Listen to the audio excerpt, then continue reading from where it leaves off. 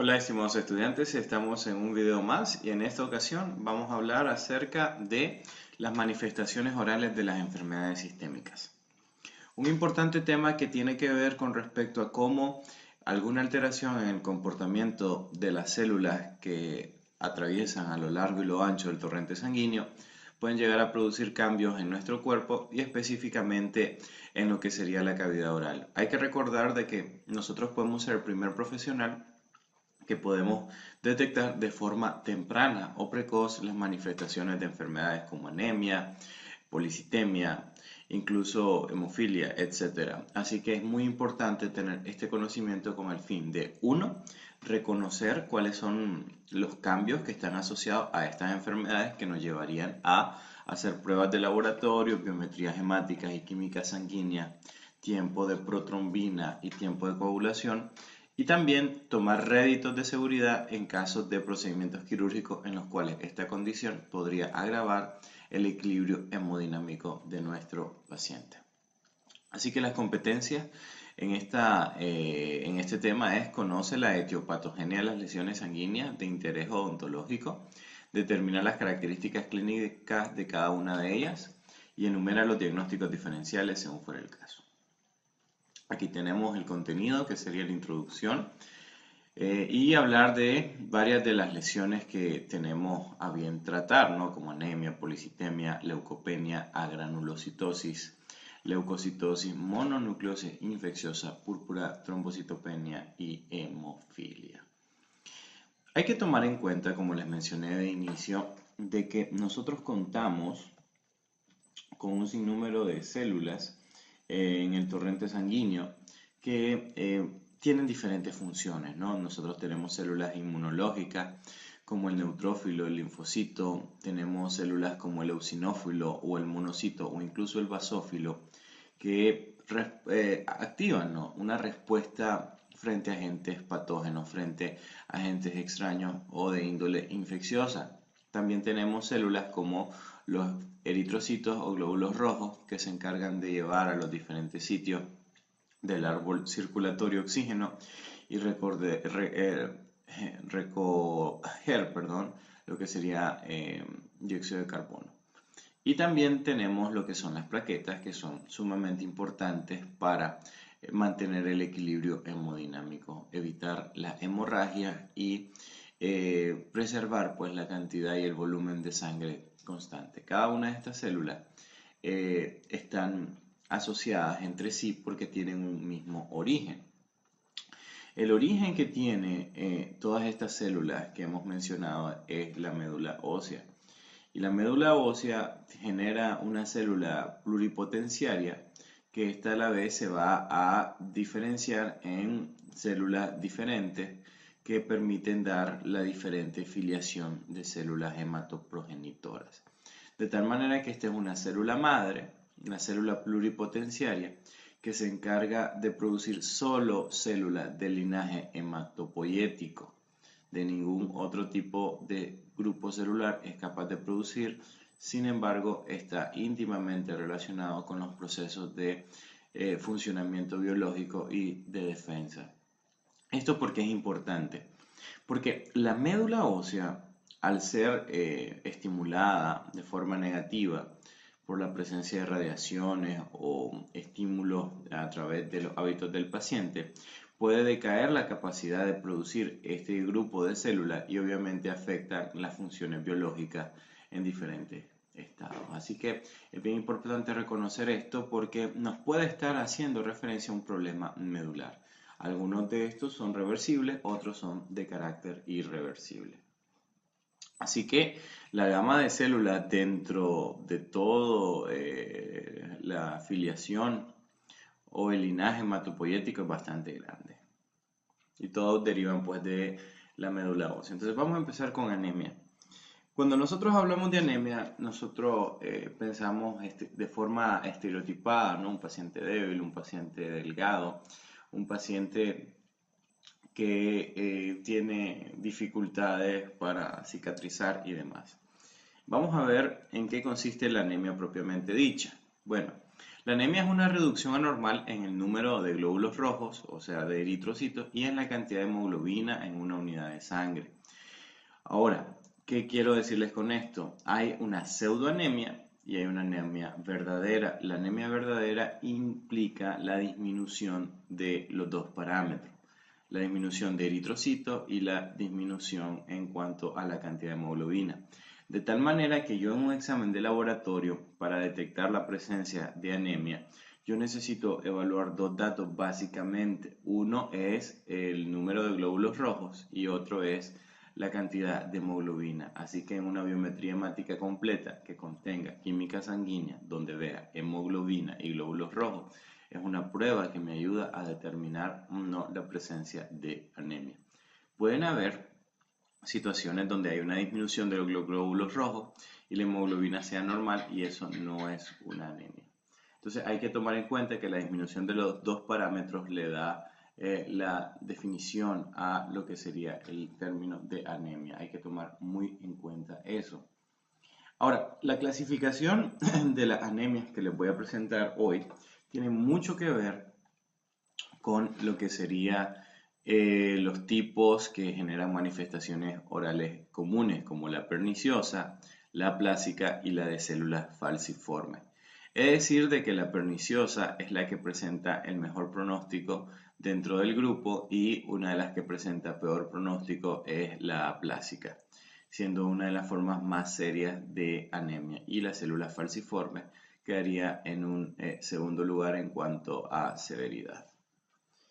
Vamos a entrar a las características, ¿no?, de cada una de ellas. Bueno, la anemia perniciosa tiene una etiología idiopática, o sea, desconocida. Sin embargo, hay una teoría que indica de que hay una atrofia en la mucosa gástrica, no se sabe por qué. Esto genera una falla de la secreción del factor intrínseco, que este es el responsable de la absorción intestinal del factor de la vitamina C. Si este no se absorbe, si este no se adquiere, genera una deficiencia en la modulación de los eritrocitos. Y para poder suplir esa necesidad, nosotros recurrimos a ciertas sustancias que son metabolizadas en el hígado, como la carne y la leche. Así que resumiéndole el mecanismo de la anemia perniciosa, la teoría consiste en que hay una atrofia de la mucosa gástrica, o sea, hay una reducción en las capas de la mucosa gástrica, y al haber una reducción de la mucosa gástrica, el área de absorción se reduce también y por lo tanto la cantidad de sustancias que pueden llegar a absorberse son menores, así que tengo una deficiencia de absorción de nutrientes. Esto genera la falla en la secreción del factor intrínseco y al carecer la secreción del factor intrínseco se afecta la modulación de eritrocitos. O sea, la anemia perniciosa va a afectar el comportamiento de los eritrocitos.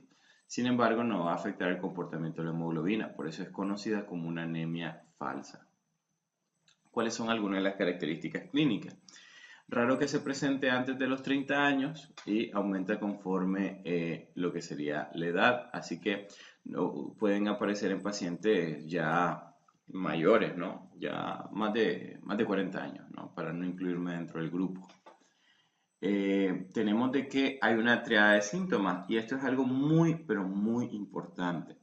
Cuando nosotros tenemos una anemia perniciosa, nosotros tenemos que detectar tres aspectos, tres situaciones que se desarrollan, ¿no? Una debilidad generalizada, una lengua dolorida y también adormecimiento de extremidades. Esto es algo que nosotros debemos de reconocer en la historia clínica, ¿no? De que el paciente se siente débil, tiene dolores a nivel de la lengua y entumecimiento de las extremidades y obviamente que está ligado a la debilidad generalizada. Son puntos importantes a tomar en cuenta cuando nosotros llenamos la historia clínica del paciente. Así que si ya nosotros detectamos esto, ya es como momento de comenzar a sospechar en ello, ¿no? En la lengua dolorida está asociado a algo que les voy a mencionar ahorita, que se llama lo que sería la triada Hunter, que lo vamos a ver un poco. Entonces, otros síntomas inespecíficos, o sea, que lo vamos a encontrar aparte de la tríada de síntomas que hemos dicho, es el dolor de cabeza, el vértigo, las náuseas, vómito, diarrea, pérdida de peso, pérdida de apetito, disnea, palidez y dolor abdominal. El colectar esta información nos lleva a la sospecha de este tipo de enfermedades. Así que es bien importante hacer la historia clínica y ponerle atención a estos síntomas, sobre todo cuando el paciente no ha buscado atención médica y se lo refiere como algo en lo que no está haciendo mucho al respecto o está automedicándose. Así que mucho ojo con eso.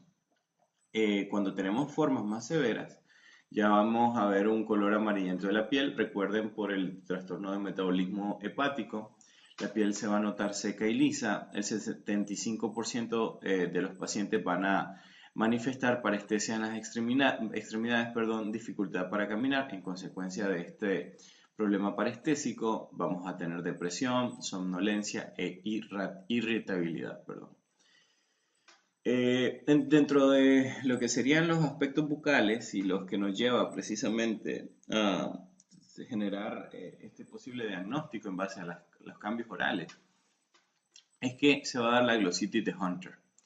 ¿Y qué cosa es la glositis de Hunter? Es una lengua que se caracteriza por un área de papiladas como la lengua geográfica, donde hay glosodimia, glosopirosis y también hay inflamación lingual, que es la glositis.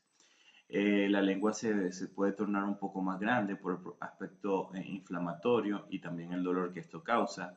La lengua está enrojecida en los dorsos y en el borde. Las úlceras pueden generar úlceras pequeñas por el área de papilación y también por las áreas de fricción de la masticación.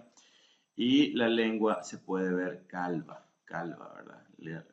Lengua calva es uno de los aspectos. Así que la glositis de Hunter va a tener esta triada de aspectos clínicos. La glositis, que es la inflamación de la lengua, la glosodimia, que es una sensación constante de dolor en la lengua, y la glosopirosis, que es una sensación de quemazón, por decir así, pirosis a nivel de la lengua. Esto está asociado a, acuérdense, de que se depapila la lengua, se ve como una lengua calva, y esto ayuda a que sea mucho más sensible a los diferentes estímulos de los alimentos. Dentro de los exámenes de laboratorio que se pueden indicar es la disminución de los hematíes, o sea, de los glóbulos rojos hasta un millón por milímetro cúbico. Datos de laboratorio que hay que tomar muy en cuenta, ¿no? Variación de la forma de las células, esto ya cuando sería un estudio citológico.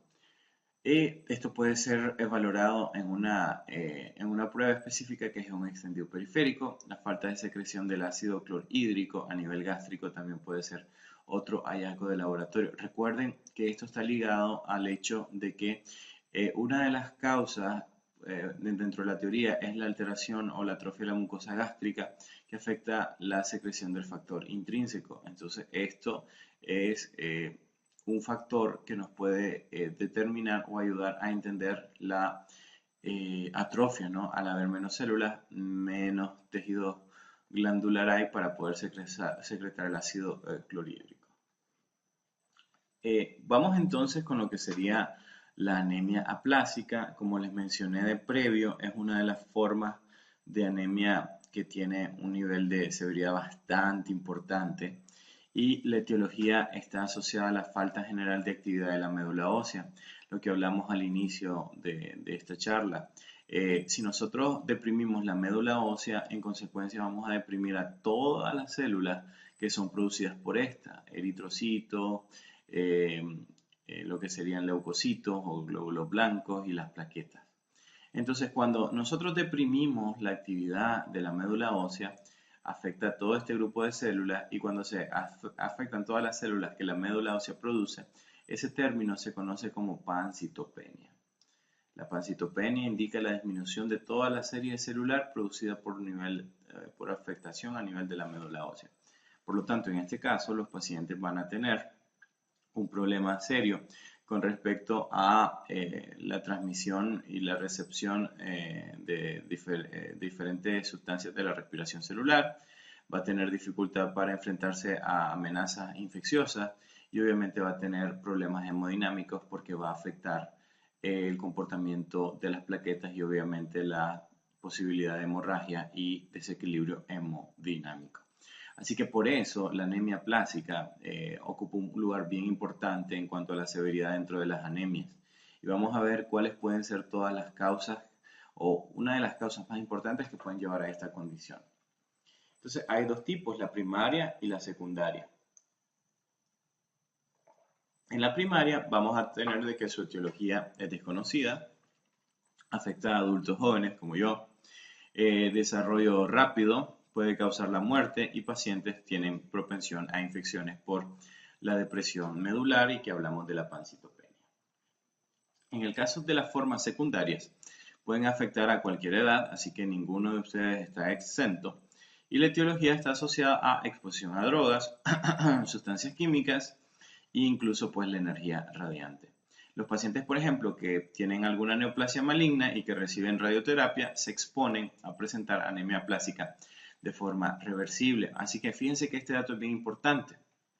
Porque si yo estoy si recibo en el consultorio odontológico un paciente que está siendo tratado por una neoplasia maligna y lleva ciclos de radioterapia y llega a la consulta por una, qué sé yo, una interconsulta médica con el odontólogo, hay que tomar en cuenta de que este paciente puede estar cursando con anemia plástica y eso puede implicar problemas de cicatrización, problemas de hemorragia en nuestro paciente.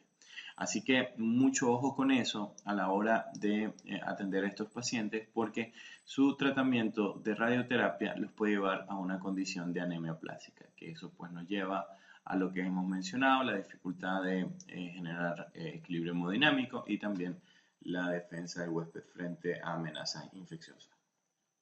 Hay fármacos que también pueden llevar al desarrollo de la anemia plástica. Dentro de los más importantes tenemos la sulfonamida, el mercurio, la penicilina y el cloranfenicol. Estos son sustancias que su abuso llevan al desarrollo de una condición de anemia secundaria. Así que ojo con la anemia aplásica y ojo con los fármacos. Fíjense que aquí tenemos las penicilinas. Ojo con el abuso de estos fármacos que nos puede llevar a una condición anémica. Así que mucho cuidado con la terapia a largo plazo con alguno de estos fármacos y sobre todo la referencia del paciente en su historia con respecto a ello. El tratamiento para la anemia plástica es las transfusiones sanguíneas o incluso el reimplante. ¿El reimplante qué? Médula ósea. Esto es como para las formas primarias, que son un poco más severas, y para la forma secundaria nosotros podemos, con terapias de mantenimiento, lograr superar esa condición de anemia plástica reversible. Las características clínicas que nosotros podemos destacar en anemia plástica pueden ser anemia, leucemia y trombocitopenia. Son algunas de las manifestaciones que comparten con otras enfermedades. Puede haber debilidad intensa, palidez de la piel, adormecimiento de las extremidades, petequias, ya sabemos, eventos de colección hemática del tamaño de la cabeza de un alfiler que está en piel y mucosa. Así que nosotros podemos reconocer estos cambios en el aspecto físico del paciente extraoralmente y también intraoralmente. Y también hay una susceptibilidad alta a lo que serían las infecciones. Esto es asociado a la pancitopenia que afectará a los glóbulos blancos y en consecuencia su capacidad de defendernos frente a amenazas infecciosas. Entonces nosotros podemos notar la presencia de las lesiones de resequedad, también de enrojecimiento de las mucosas y en algunos casos lo que serían las petequias, que aquí las podemos notar, o sea, pacientes que a un trauma menor generan esta colección hemática o una gran susceptibilidad a generar eventos hemorrágicos deberían de llamarnos poderosamente la atención. Ahora, pacientes que usan alguna prótesis total y que entra en contacto con la mucosa y genera eventos hemorrágicos como petequias que están colectadas en el espacio interepitelial, deberían de ser aspectos que nos deben llamar poderosamente la atención. Aquí podemos ver en el fondo de surco también las múltiples petequias. Recuerden que esto es relevante porque normalmente no es una zona de trauma constante. Y al no estar traumatizado, eso no da pauta a pensar de que puede tener que ver con un problema de enfermedades sanguíneas. Dentro de los aspectos bucales vamos a tener petequias, manchas púrpuras, que son hemorragias de un mayor tamaño, o hematomas en la mucosa bucal. ¿Por qué? Porque las plaquetas no están funcionando, yo me muerdo, yo mastico, y si los alimentos son fibrosos, eso impacta sobre la mucosa y eso se genera un evento microhemorrágico o hemorrágico importante cuando se trata de los hematomas. Podemos tener hemorragia gingival espontánea y también tenemos que las lesiones ulcerosas de la mucosa oral pueden ser algo frecuentes y las lesiones de tipo gangrenoso. Esos son para pacientes que junto con la anemia plástica presentan alguna otra condición metabólica, de alteración metabólica como diabetes. Miren acá, aquí nosotros podemos ver en el paladar blando cómo hay una colección hemática por el traumatismo y vemos cómo la úvula también se nota enrojecida. Esto es simplemente por el frote o el paso constante de los alimentos. Y esto nos debe llamar la atención. Obviamente esto no es sensible a la palpación, pero ese aspecto rojo que tiene en las partes posteriores de la cavidad oral nos deben de llamar poderosamente la atención. No podemos dejarlo desapercibido o pasarlo por alto. Aquí tenemos otro ejemplo donde tenemos las pigmentaciones, las petequias, producto del trauma, ¿no?, que esto puede generar. El paciente puede ser portador de algún aparato y nosotros podemos asociarlo, ¿no?, a un evento traumático donde no hay dolor y eso obviamente indica que es la fricción de mínimo estímulo lo que lo está produciendo.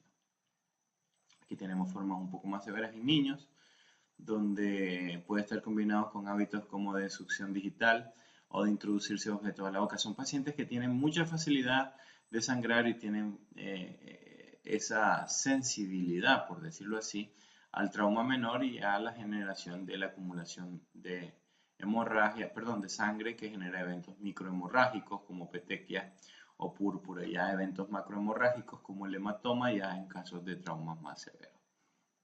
Ahora, dentro de los exámenes de laboratorio, lo que nosotros vamos a tener son glóbulos rojos disminuidos. Recuerden que aquí no vamos a ver una situación únicamente de glóbulos rojos, también hemoglobina, ¿no?, porque esta es una anemia verdadera. También tenemos leucocitos reducidos, obviamente por el problema de la pancitopenia. Vamos a tener disminución de esto, vamos a tener la trombocitopenia, que es la disminución de las plaquetas, porque obviamente hay pancitopenia y se reducen toda la serie celular. Como hay trombocitopenia, que afecta pues, obviamente a las plaquetas, los tiempos de sangría van a ser prolongados, o sea, voy a hacer un pinchazo y voy a notar de que va a tardar mucho más tiempo de lo normal en detenerse ese evento hemorrágico autoinducido.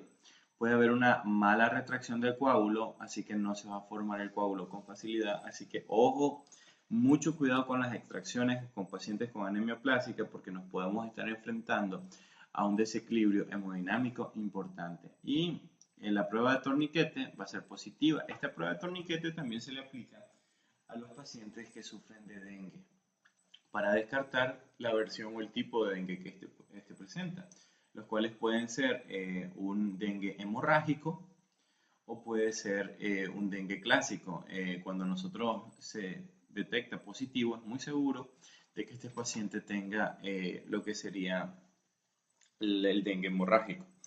Ahora, la prueba de torniquete sugiere que yo genere una compresión en el brazo y yo note que en un área, un círculo que labore en alguna parte del antebrazo, note una colección por lo menos de 5 petequias. Y eso me indica una respuesta positiva a la prueba de torniquete. Luego tenemos lo que sería la anemia de células falciformes, dentro de los cuales aquí hay que decirlo de que la célula en sí, la célula, el hematíe o el glóbulo rojo cambia su configuración, o sea, la forma la altera y es como un poco más achatada y alargada. Tiene un componente hereditario mendeliano autosómico dominante que no es ligado al sexo y casi exclusivamente se presenta en pacientes de raza negra y pacientes blancos mediterráneos. Esto hace notar las características de carácter primario de este tipo de anemia. Dentro de las características clínicas, es más común en mujeres, se presenta antes de los 30 años, como clásico en las anemias, ¿no? El paciente se va a tornar débil, la respiración va a ser con disnea, no corta, y se fatiga con bastante facilidad. Van a haber dolor en articulaciones, extremidades y abdomen, y también vamos a tener náuseas y vómitos. Estos son como síntomas comunes que comparten las anemias entre sí. Pero lograr combinar con las características clínicas y los hallazgos de laboratorio son fundamentales para poder ir superando el diagnóstico diferencial. Dentro de los aspectos bucales, podemos notar cambios a nivel óseo, que pueden ser osteoporosis, pérdida de trabeculado óseo en los maxilares, con aspecto de grandes espacios medulares irregulares, y no hay alteración en la lámina dura ni en el ligamento periodontal. Entonces, ahí en este caso de anemia de células falciformes, alteraciones óseas que podemos detectar radiográficamente. También se nota el trabeculado en forma o patrón de pelos de punta, que es un signo bastante común para la anemia de células falciformes. Entonces, podemos notar amplias zonas con un trabeculado que es menos denso y puede ser indicativo de fractura si nosotros hacemos un procedimiento con mucha tensión en las áreas de contacto. Dentro de los exámenes de laboratorio vamos a tener que los hematíes van a estar alrededor del 1.000.000 por milímetro cúbico, disminución del nivel de hemoglobina. Esto lo convierte en una anemia verdadera, el hecho de la disminución de estos dos parámetros. Y hay también lo que se llama éxtasis microvascular, que es la acumulación de células en la periferia de los vasos. El tratamiento es un tratamiento de soporte no específico en el que tenemos que contar o tenemos que hacer referencia a el poder prevenir complicaciones, ¿no? Sobre todo por las características que la anemia le presenta al paciente, debilidad y demás, ¿no? Esta es una alteración con la que se nace y la configuración del eritrocito es muy difícil de rectificar, así que el paciente debe de seguir con un estilo de vida que se cuide mucho de él, ¿no? Muy bien, antes de continuar, me gustaría que contestáramos unas preguntas, y estas preguntas tienen que ver sobre cuáles son los síntomas comunes de las anemias, cuál es la condición de laboratorio que nos hace detectar una anemia de verdad, y sobre todo la pregunta de que por qué la anemia aplásica es catalogada como una de las anemias más severas dentro de la comparación de estas tres que hemos mencionado hasta el momento. Entonces tenemos ahora lo que es la policitemia, y aquí tenemos, en anemia hablábamos de una disminución, y en policitemia lo que hablamos es de todo lo contrario, es un aumento anormal en el número de eritrocitos en sangre periférica con el aumento de hemoglobina. Así que la policitemia sería lo contrario a la anemia. Hay un aumento. Pero podríamos llegar a pensar, bueno, pero si hay de más, ¿cuál es el problema? ¿Cuál es el problema con respecto a estas condiciones? Vamos a tratar de dilucidarlo pronto. La clasificación, en cuanto a la policitemia, tenemos una forma relativa, una forma primaria que se llama eritremia y una forma secundaria que se llama eritrocitosis. Cuando hablamos de la forma relativa, policitemia relativa, es un aumento aparente en el número de eritrocitos circulantes que ocurre como resultado de la pérdida de líquido con hemoconcentración de células. Esto sucede, por ejemplo, en cuadros de deshidratación o en cuadros de hemorragia donde el desequilibrio en las cantidades de líquidos en el cuerpo ha generado esta aparente aumento en la cantidad de eritrocitos. Eso nos tiene que interesar porque, bueno, la pérdida de líquido de sangre nos puede llevar a un desequilibrio hemodinámico que nos puede llevar a un shock. Así que este es una, por decir así, una policitemia falsa, al igual que la anemia perniciosa. Sería como que la variante policitémica de lo que sería la anemia perniciosa. Las características clínicas son vómitos, diarrea crónica y pérdida de electrolitos. ¿Por qué hablamos de electrolitos? Porque puede ser por cuadros de deshidratación. La diarrea crónica llevará a un cuadro de deshidratación y e incluso esto puede llevar a un shock hipovolémico. Así que la literatura plantea que más de 5 días con diarrea sin un tratamiento puede llevar a un evento de shock en el paciente que pues obviamente puede llevarlo a la muerte. Así que ojo con eso. Luego tenemos lo que es la policitemia primaria, y en la policitemia primaria nosotros vamos a hablar de que es un aumento idiopático, o sea, no se sabe por qué, pero real, no como la relativa, porque es por pérdida de electrolitos, pareciera que hay más eritrocitos, pero en realidad es por un desequilibrio hemodinámico. Puede suceder incluso la policitemia relativa cuando se hacen donaciones de sangre, y hay pacientes que pueden denotar este tipo de aspectos. Entonces aquí el número de eritrocitos circulantes está disminuido y también el nivel de hemoglobina, lo que lo convierte en una policitemia de verdad. Tenemos que es una enfermedad crónica de inicio engañoso, o sea, hay síntomas muy inespecíficos y hay un aumento absoluto en el número de los glóbulos rojos, o sea, es real, no es por desequilibrio hemodinámico o electrolítico. Y como hemos dicho, la etiología pues se desconoce. Las características clínicas: dolor de cabeza, vértigo, debilidad, cansancio, alteraciones visuales, confusión mental, lenguaje confuso, hemorragia y úlceras. Pero aquí vengo y tengo una pregunta. Muchos de estos síntomas están presentes también en lo que sería la anemia. ¿Por qué si hay un exceso en cuanto a eritrocitos y hemoglobina, por qué se siguen dando sintomatologías como debilidad, cansancio y hemorragias? ¿Qué estará pasando ahí? ¿Qué estará pasando ahí? En breve les explico. Los aspectos bucales, ¿no? Las membranas mucosas se tornan rojas, hay encías hinchadas y fácilmente sangrantes, y hay petequias submucosas y hay equimosis, que son unos eventos hemorrágicos un poco más grandes que las petequias. Entonces nosotros podemos notar enrojecimiento en las encías, sangrado, y probablemente no tengamos mucho cálculo en esos pacientes o acumulación de placa dental. Entonces, dentro de los exámenes de laboratorio, lo que nosotros nos vamos a encontrar es que hay aumento en cuanto a los eritrocitos. Fíjense que en el caso de las anemias había 1 millón, ¿no?, por milímetro cúbico, y aquí pueden llegar hasta 10 millones, ¿no? Se elevan hasta por 10 veces la cantidad de eritrocitos. La hemoglobina aumenta a nivel de 20 gramos sobre decilitros, que es un reflejo también del aumento de los eritrocitos.